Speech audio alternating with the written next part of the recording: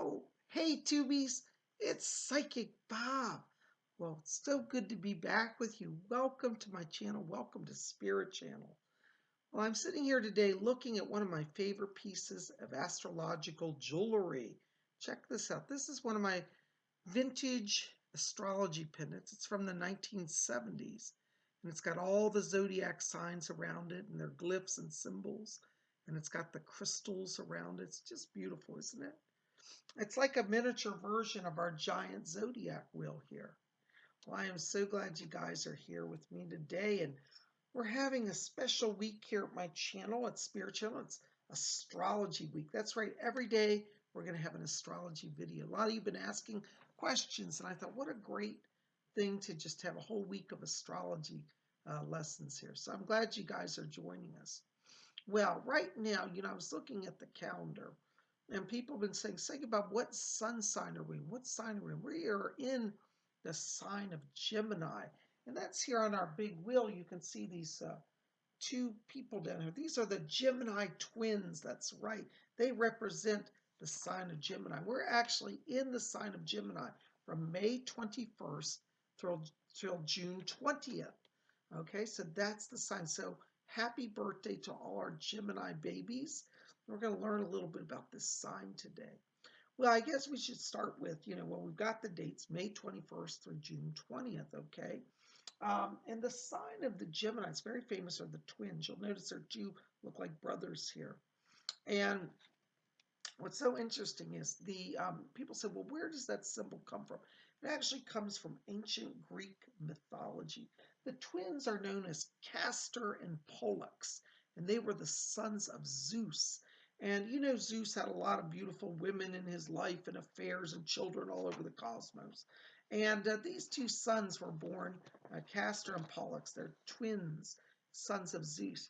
Now, what was interesting is that the son Pollux was born with the attributes of divinity, meaning he'd never die and could go into the heavens. But the other twin was born as a mortal, meaning he didn't have divine nature. So we have this kind of dual nature in the twins, one divine, one semi-divine, maybe somewhat mortal divine. Anyways, so the two twins were very close and loved each other, the best of friends and brothers. And those of you who've ever met twins know they have a soul bond. Well, Castor and Pollux, sons of Zeus, had a soul bond. And Pollux was so good to his twin. He told his father, he said, at the end of his mortal life, bring him into the sky, into the heavens, and make him immortal. And this is where the astrological constellation of Gemini comes from. It's related to Zeus bringing both the twins together into the heavens. Isn't that interesting? A lot of people don't know that. They might know that the signs of twins, but they don't know the whole story behind it. So they are now together eternally divine with Zeus in the heavens. Isn't that wonderful? Now, a lot of you said, well, tell us a little more about that sign. Well, this is what's known as an air sign. Now, all the signs have different elements. They can be earth, air, fire, or water, the four elements of the cosmos. This happens to be an air sign. What does that mean? Air means that that sign has a lot of power for thought, for communication, for learning. Very intelligent people are air signs. All the signs have intelligent people.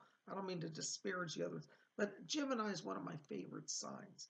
I happen to be an Aquarius. I'm an air sign, and all of my best friends have always been Geminis and Libras, which are other air signs. So the air signs tend to communicate mind to mind, be very mentally connected, Geminis are wonderful in that they're very social. They love a good party. They're always sharing their thoughts, their ideas. Now, in terms of astrology, not only is it an air sign, it's considered one of the mutable signs. Mutable means that the people born under the mutable signs, which are, let's see, Sagittarius, Pisces, Gemini, and Virgo, the four signs. Gemini is one of them. So Virgo, Pisces, Sagittarius, and Gemini. These are what are called mutable. These mean that the people under these signs demonstrate traits of adaptability, flexibility. They can go with the flow. They're also very resourceful. They know how to accomplish a lot without a lot of effort. They're very smart people.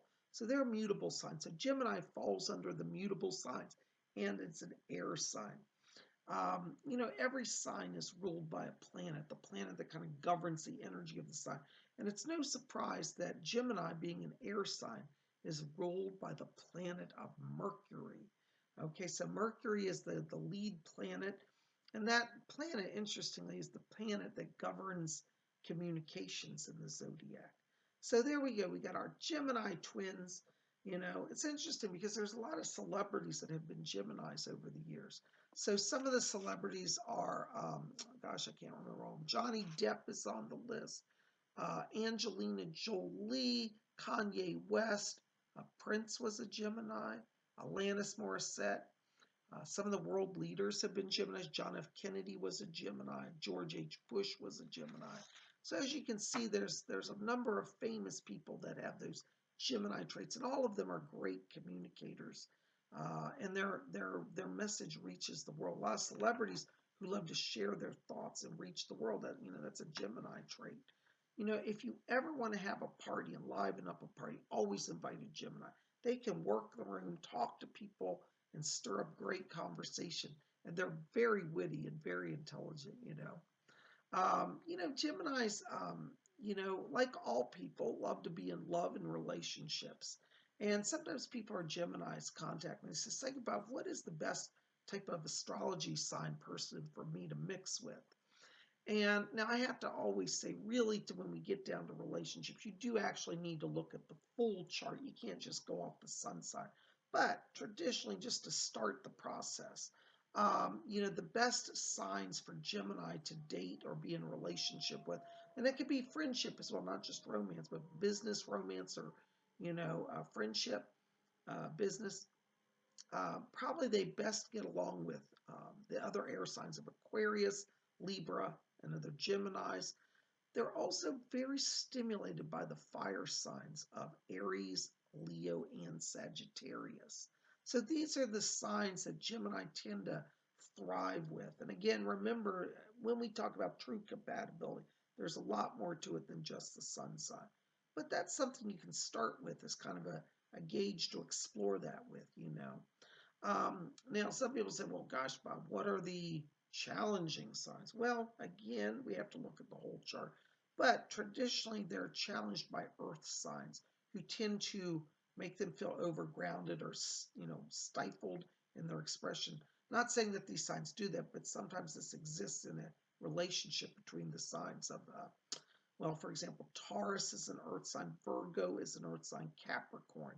The earth signs and the air signs sometimes feel like they cancel out each other. Some of the earth people say those air signs are too up in the air, a little too crazy.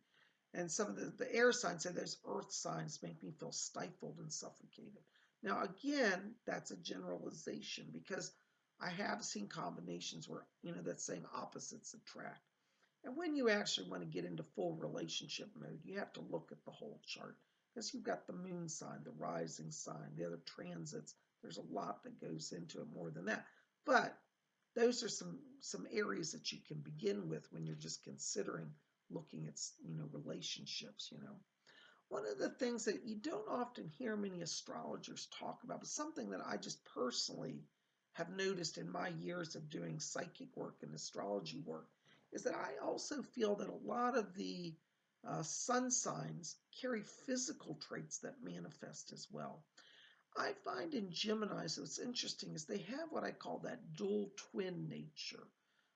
So, for example, you generally won't find Geminis who are blonde hair and blue eyed.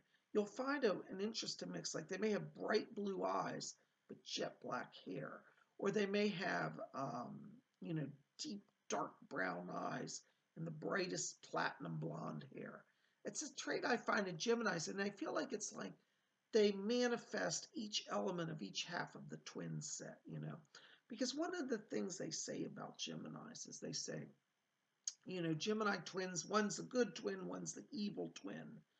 I don't know if I actually truly believe that, but I will say that Geminis sometimes have a paradoxical nature. Maybe that's a better word. I wouldn't say good and evil.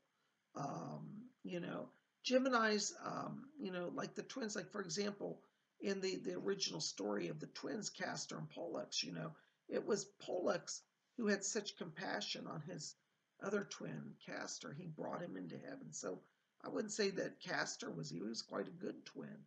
So, don't believe everything you hear about, one Gemini's got an evil side.